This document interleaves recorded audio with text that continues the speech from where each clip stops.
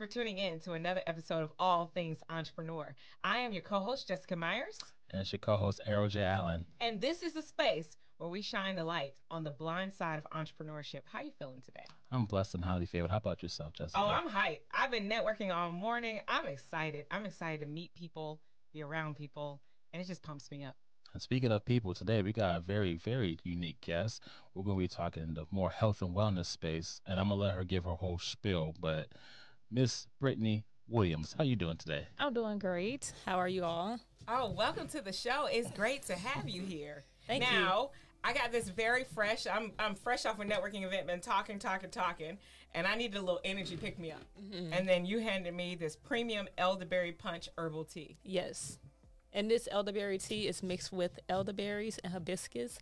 It's really good for the immune system. Ooh, and it's also mixed with a unfiltered apple juice to really balance out the flavor, so it tastes amazing. So do you make these yourself? Yes. Oh, so tell us a little bit about, yes. what it is you do. Okay, so I have a business called Herb and Flow where I manufacture health food products. And this is one of the products I have. Beverages, as far as herbal beverages, Seamoss gels, herbal capsules, and gummies. Oh, you say Seamoss. That's my language. Because that's, you talk about Seamoss and these herbal teas. Yes. This is a language whenever I travel international and you bring up any ailment.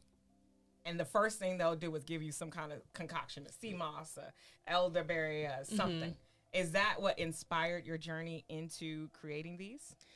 Well, it's a long story. Serious. I know. I just think we got time. Right. So my health and wellness journey started really after a documentary called What the Health. I watched that documentary. I wasn't a big meat eater. I really enjoyed chicken. I was a chicken fanatic. I would go to a steakhouse and still get chicken tenders. But when I watched What the Health and I seen how the chickens were treated, the conditions they were living in, I'm like, oh, no, I cannot put this inside of my body. Oh, that's why I haven't watched that movie yet. So literally, you haven't seen it yet? I love chicken. Oh. I have not. So that so same my night, friends became vegetarian after watching that. And I feel like a lot of people actually went vegetarian or vegan after that. But what was I going to say? You were saying that's what inspired you to create. Yes. Well, that's what started my health journey. And then I kind of transitioned to other things as far as physical fitness. I worked out a lot after that. I started meditating after that. And then I became a mother. And this is when Herb and Flow got created because I felt the need for my children. I was nursing and I was pregnant at the same time. I went down to about 155 pounds. And I'm like, okay, I have to give something up. And it had to be nursing, right? I wasn't going to give up my diet. I wasn't going to give up the baby inside of me. I had to stop nursing. And I couldn't choose between the milk on the shelves. With the formula, you either have Similac, it's the soy-based formula or the cow's-based formula. And I was like, no way can I give her this. So I created my own milk. Oh, wow. And that's when I learned about Seamoss. And I'm like, oh, my God, this seaweed has an abundance of minerals that we need. More people need to know about this. And boom, that was the creation of Herb and Flow. How did you see it work for your situation? I know you mentioned, you were dealing with a lot on your body, a lot of pulse on your body. How did you see it rejuvenate you? Yes, and so I originally gave it to my daughter at first for the milk concoction. And once I started implementing it in my diet, my digestive system got better because at that time I was also struggling with a gluten intolerance. So consuming gluten, I would have like stomach aches, acne. And once I incorporated the Seamoss gel, because it's so, it's like a lubricant. Collagen. I feel like collagen. It's like a jelly, silicone. so it's soothing, and it also pulls out the toxins out the body in a very soothing way. Oh, wow. So, and then I also use it as a face mask, and your skin is glowing. Thank you.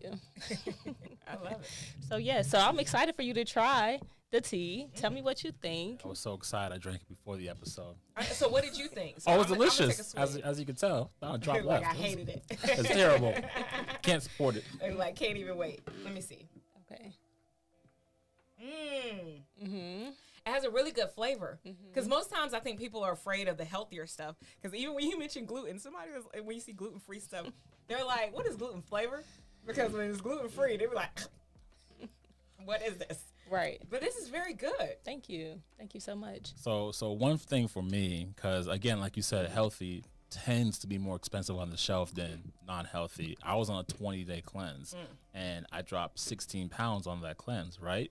One of the things that I took as part of my regimen was gummies from Brittney. That was my morning, I would say snack per se before I go work out and all that, and that helped with my cleanse as well. See, and so is that what caused the I can't. you went to go work out, you got powered up, you like, oh, the tech broke.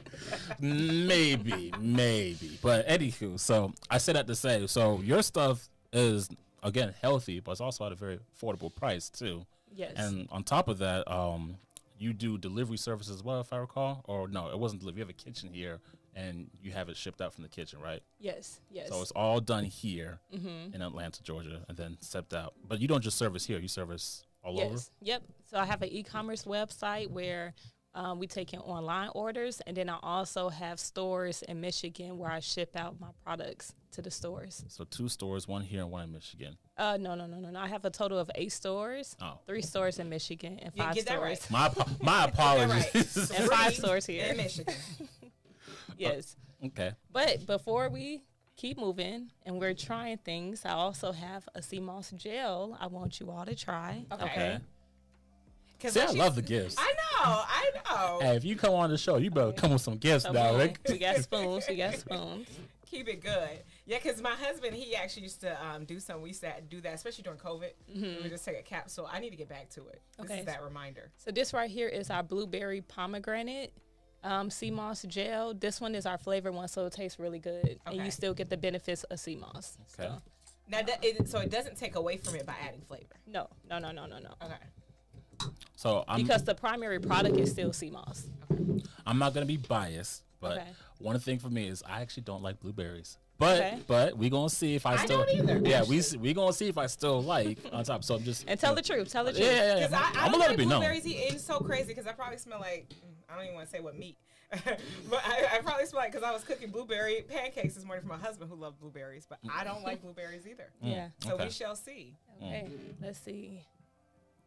I like the consistency. Smells good. I do taste the blueberry because you always taste what you don't like. But I love the pomegranate, and it makes it for somebody who doesn't like blueberries. It tastes like a similar texture to like that applesauce you would get as a kid. Yeah. It's a similar texture to that. Yeah. I actually don't taste the blueberries, so this is good. I can actually roll with this. Yeah. So yeah, it's good. I give it a good review. Yeah. Good. Perfect. Can I keep the jar? Or? Yeah. Keep it. You want another like? I'm gonna get some scoops after. Okay, cool. Because I was like, that's what we were chugging during COVID. Right. Exactly. But like you said, it has so many other benefits. I mean, it has 92 minerals of what our body needs to function. So a lot of people would ask, well, what do Seamoss do for me? And I always tell people it depends on what you need for your body, because everybody needs different things. So if you're someone who has inflammation problems, Seamoss can help with that. If you're someone who has like I say, digestive issues, it can help with that. So the way somebody broke it down recently, and I liked how she put it. She said, inflammation in the bones is arthritis, inflammation in certain systems, because our body has 9 systems, and inflammation in those systems, ailment, she now I dare not say it. Like, I just remember her arthritis and it was something else. So I dare not say which ailments, but she was saying all it is inflammation in that system, and that's what causes that ailment. Okay. And so Seamoss is anti-inflammatory, and so it helps to cure so many different veins on so many different systems. Yes. So I get that top, by the way. Yes, so if I heard correctly, like, let me cover it up. Yeah, I want to preserve the freshness. So if I remember correctly, and you can correct me if I'm wrong, you said that pretty much what inspired your entrepreneurship journey was when you was in your motherhood stages, because you didn't want your baby to have this stuff, and you gave up the nursing career to be full-time in this space, right? Not the nursing career, but breastfeeding. Okay. It's nursing. Yes. Okay, that's what you meant. My bad. Oh, yeah, that's a women thing. Nursing. Right. As you can see, I would never have known. So, explain to us your transition to entrepreneurship then. How did that go? Start, lessons, how did that go? Okay. Well, I want to take it back to the beginning. Originally, when I was in college, and once I watched What the Health, I moved out here to Atlanta. And What was you studying in college, by the way? I went to college with IT, information technology, but then I switched it up and went with a communication with a minor in psychology. I didn't finish. I dropped out. You retired from school. I know. There you go. I was like, he calls it retiring from school. Yes. So after that, I basically moved to Atlanta. I became a personal trainer, and that was a really beautiful journey. Our personal train, not just focusing on the physical aspect. I looked at all things wellness, holistic. So we would look at people, nutrition, their mindfulness, and also their physical fitness. So after that, I transitioned. I did that for about a year, personal training. And then I was like, I want something where I can make a product and sell instead of me having to show up and do a service. Not one-to-one, but one-to-many. Exactly. So then I started creating fresh pressed juices, right? And I was like, well, okay, where can I sell these fresh pressed juices? I was looking for a place that had a community of people already that was into health and wellness. So I went to the gyms here in Atlanta. The two top gyms at the time was HX Gym and the Loft had recently just opened. Okay. So I sold my juices there, but then I was like, oh my God, this requires so much work. You got to buy all of these fruits and vegetables, wash them all off, juice them, clean the juicer. It was a lot. So I was like. Yeah, that cleaning the juicer, especially all the parts and you get that ain't no joke. Mm-hmm. Quick side note, what year was when you at the Loft? Just out of curiosity. What year? Yeah, do you remember? 2017. So ironically, I was working out at the Loft around that time too. I had a different personal trainer at that time. We never crossed paths then. That's crazy. You never know. Yeah. Maybe I got one of your juices though. Were they were in the fridges there? No, I would like set up a table and. Oh, you was out in front? It. Oh, then I came out like 9. Then I probably never seen it. That's okay. Because I was gonna make an inference, but that's okay. We don't have to go there. Like when you cross paths and come back again. Omen. Gotcha. Sorry. But go on. Okay. So I was like, you know what? This is too much. It's a lot of work to create fresh pressed juices. It's not shelf stable. It only lasts 3 days. It was a lot of things that I really didn't like about the fresh pressed juicing. But then I became a mother, moved to Detroit. Once I came back to Atlanta in 2019, that's when I discovered the whole thing about Seamoss. And I had some connections already in Detroit at the health food stores. So once they ordered their first couple jars, they ordered like 3 at a time because this was before the pandemic in 2020. This was October of 2019. And they knew what was coming. Or I don't know. They did. I don't even think they knew. And I remember going to Miami one time in December, and somebody called and ordered 24 jars. And I'm like, what are they going to do with 24 of these jars? Now we know. Hindsight. Right. So some of the challenges at that time was fulfillment. Not even fulfillment, but just I think the biggest thing at that time was convincing people that it can sell. Because I don't think they believed in it. Like I said, they were ordering 3 at a time. It was just like, okay, we go test the market, right? But obviously 2020 came, the big boom came, and Seamoss took off. So then fulfillment became the next issue. And I was like, I didn't want to live in Detroit. You know, my children's father lived there. And I'm like, I got to go back to Atlanta with this. So coming back to Atlanta, I was like, I want to make sure that I'm standing out from all of the other Seamoss companies, because I understand that this is a boom, this is a trend, so a lot of people are selling the same product.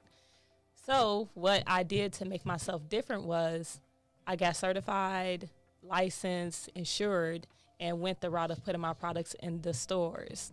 And, getting a license and everything is sometimes has challenges because you got to make sure you meet certain requirements, your labels are correct. So those were some of the challenges at that time as far as creating Herb and Flow and, building a business. Okay, so what's some of the stores we can find this in? Yep, Seven Ondas Natural Health Food Store. Yep, Little 5 Points area. Okay. Health Unlimited, North Druid Hills. I'm also in the South, McDonough. There's a store called Pro Health. And I also have a store in Fayetteville called All-in-One Vitamin. We're on the east side too, Geo Organics. If you're in Michigan, Ferndale, we have a store called Organic Food and Vitamin, the Water Station, health wise, and so those are some of the stories. So you everywhere. That's all. Yeah. I love it. I'm so proud of you. That's great, because even you talk about you retire from school, so it's like, who laid out the track for you to follow? Like, how did you know? Because you're saying, well, I knew this, and you mentioned several obstacles that you came across, but you still was like, I have a will to win and a will to get to success. Like, what fueled that? Well, I don't know. I just think the drive came from wanting to help other people, and also seeing how anything I ever did came from my own testimony. It's something that I incorporated in my life, and I was like, wow, I see how this is helping me. I see how this is benefiting my family. Let me share this to the world, right? And really, with me being an entrepreneur, I had no idea what I was doing.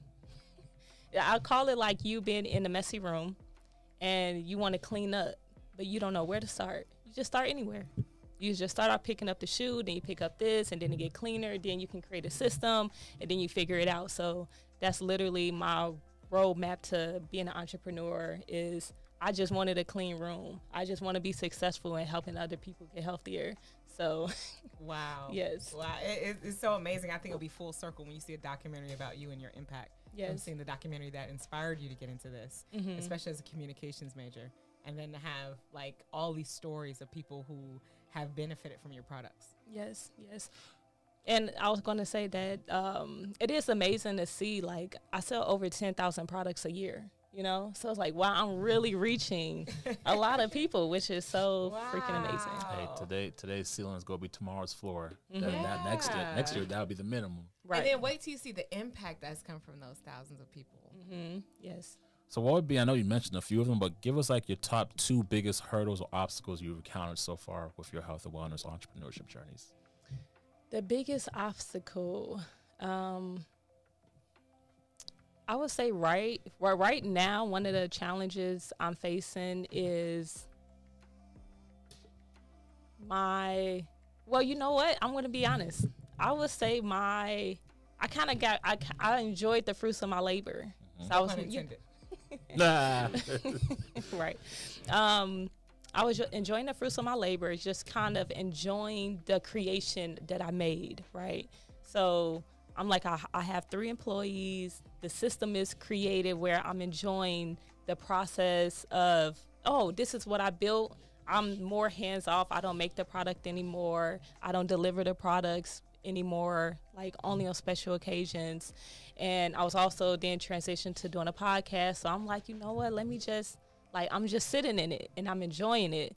But now it's like, no, I got to find that drive again. Okay, I'm in 8 stores, but now I need to be I should be in 16, you know? So finding that drive and that work ethic to keep going, keep striving, and to keep growing it, because I really do have something amazing here. Like I have the best-selling products in all the stores I'm in. So with that, it's like, no, Brittany, you got something. You proven that there's proof here that people love your product. Keep getting it out there. Keep finding your drive to keep going, and don't enjoy it, but also keep it going. As the illustrious Miley Cyrus would say, it's the climb. Because she said there will always be another mountain. Because I'm very goal oriented, and when I realized, like, once you make the goal, like you said, it can the want to coast, right? Like, I did it. The goal was to get the business started. It started. Cool. And then now, get in a couple of distribution places. Oh, now we're in 8. Oh, I can stay there, and we got thousands of products. But it's like staying uncomfortable. Because when you get comfortable, like you said, that's where you start coasting, and then that's where you can slip off. And then because somebody's gunning for your number 1 spot, you better believe they reading that report from 7 on to be like, which juice got the top? Oh, okay. Right. So they coming for you. And so it's like, it's now to start it again, to push yourself even further. Exactly. Yeah, being number 1 often means being number 1 target. Yep. So, true. Yeah.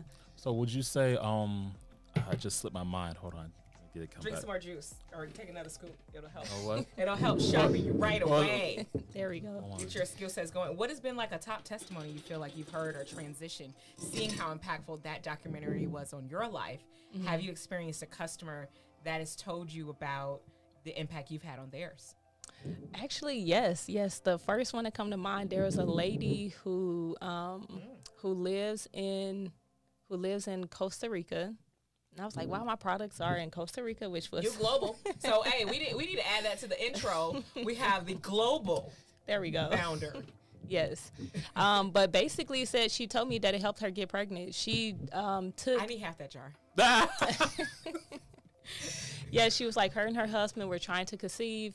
She bought some of my Seamoss capsules at one of the stores that I'm in, and she sent me a long email saying that after taking the capsules, after a couple months, she was able to conceive her first child. So, Well, you have a new customer.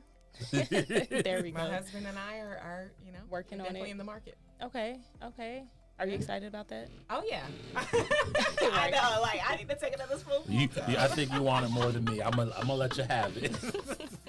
Yes, I can't wait to be one of your testimonies. I know, right? Come on, give me some. I know. Hey, timestamp it. I know. Hey, we are doing this now. I Yes. will be a consumer of your product, and I hope to be a testimony. Me too. Let's talk about financing. When you starting off, did you have to get funding? Was it all self-funded? Investors? How did that go? Yep. So everything was self-funded. I feel like every business I have started, I probably started with less than $150, to be honest. Better than me, actually. I know. $80 was my start point. Yeah. So it's been, I've been profiting since I started, essentially, right? So it was self-funded. Okay, go. Yeah, people say, I was watching a video on it. They said revenues for vanity. No, was it? Yeah, I think it was revenues, vanity, and profit sanity, something like that. And I was like, because a lot of people talk about this is our top, like how much we're making, but how much you really taking home, keeping like profiting. Big difference. Hey, I know. I was like, that would shut a lot of them comments down when you start asking that. We You're run like, a 9-figure company, but you only bringing in $100 profit. Come on, man. What are we talking about here? Or the debts. Debts can be high too. Yep. So that's the power of being able to bootstrap it cash. Mm-hmm. Is that the money that you bring, it benefits you. And it was through experience. So like I say, the first being a personal trainer, it was like, okay, I only can show up to get paid. Then it went to the juices. Well, this is too much work. I'm not making enough profit. So now I then created a product where it's like, okay, there's enough profit margin. It's an easy process, and I really enjoy it. So. I see this common theme of constant. It's like you do and then process, do and then process. And I think to me, that's the ultimate success in entrepreneurship. It's like, let me get the feedback loop immediately versus going so long, so far without checking to see if you're even on the right track. Yeah, I would think that's probably one of my best qualities, my best traits is my ability to reflect and to get better. Like, I don't know, maybe it's a Virgo thing. Business is just one big feedback loop is what I say. So what would you, in terms of outside of this, what do you have going on? What do you do in your day-to-day? Like I say, I'm Brittany a mother. I'm a mother. I really enjoy being a mother. My daughters are homeschooled. So I spend a lot of quality time with them. I also have a podcast called Holistic Conversations where we talk about health and wellness.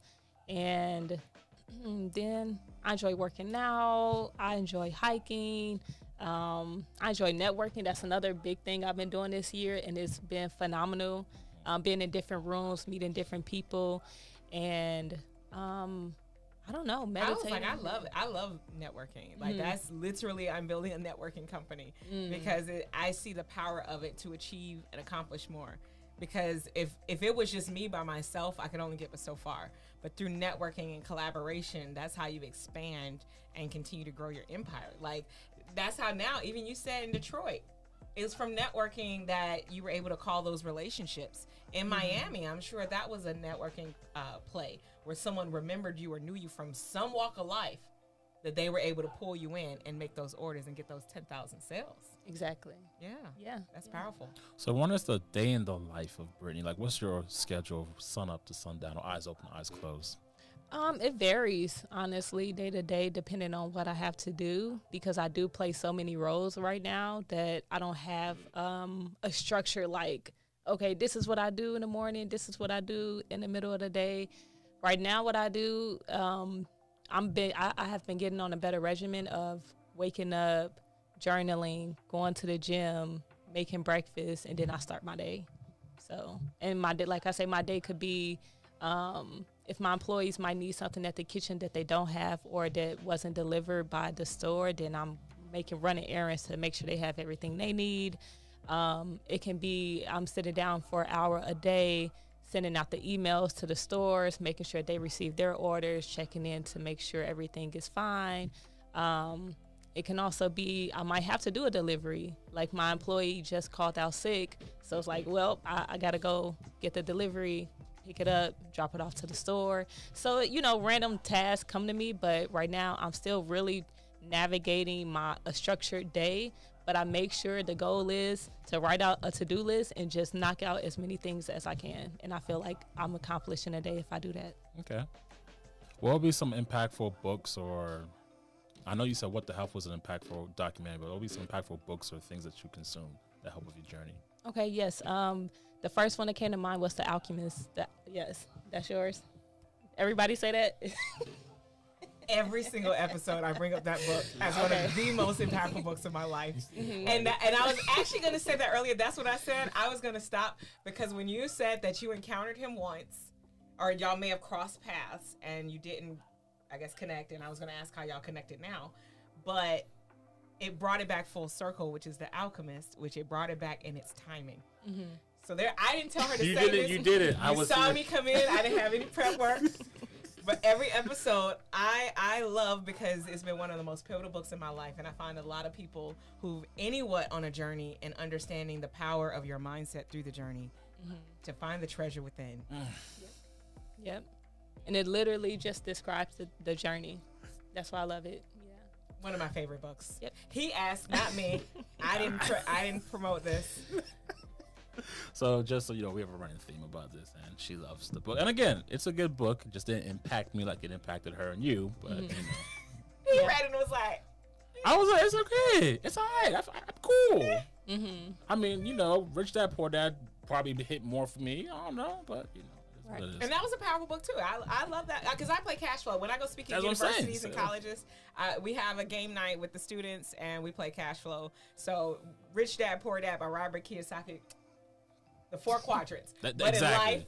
in life, and where you mentioned you saw me before at Spiritual Awakening, I realized that, and you know what? Maybe that's I don't know if that's male versus female, because it's like you're just like, give me the business, and that's why you like Rich Dad Poor Dad. That's probably part of it. And then I'm like, it's the journey.